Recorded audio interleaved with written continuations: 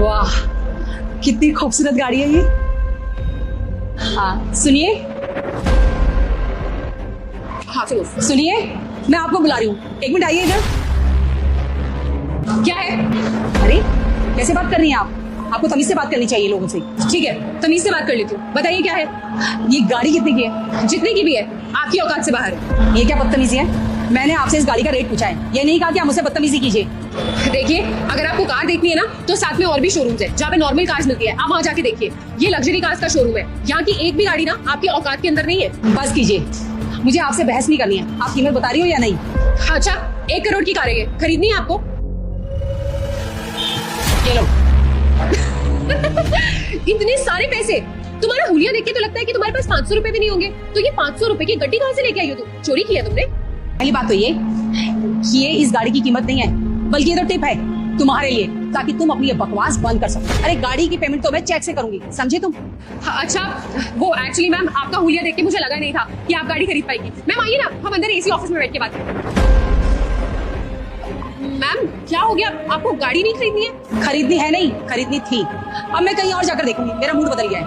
Ma'am sorry ma'am sir को पता चल गया तो। मैम मेरी बात सुनिए ना। अरे क्या हुआ? अभी थोड़ी देर पहले तो तुम मुझसे बड़ी बदतमीजी से बात कर रही थी, ये अचानक तुम्हारे रंग ढंग कैसे बदल गए? इतनी तमीज से पेश आ रही हो मेरे साथ? वाह, इसका मतलब सारी पावर इन पैसों की है।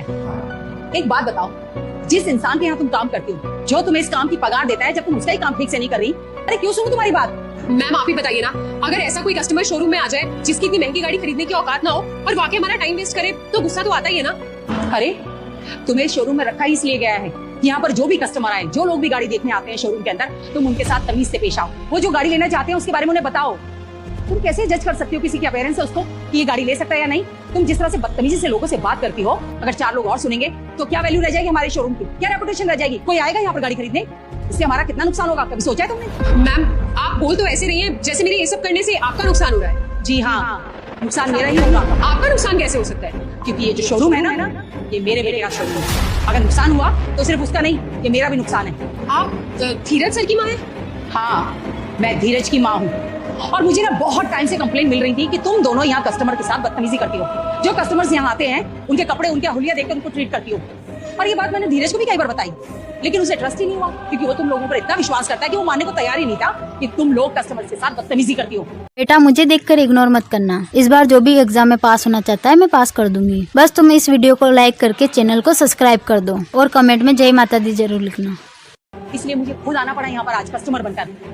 मैम प्लीज मुझे माफ कर दीजिए। अगर सर तक बात चली गई तो मेरी नौकरी चली जाएगी और मुझे इस नौकरी की बहुत जरूरत है। मैम प्लीज मुझे माफ कर दीजिए। वीडियो को लाइक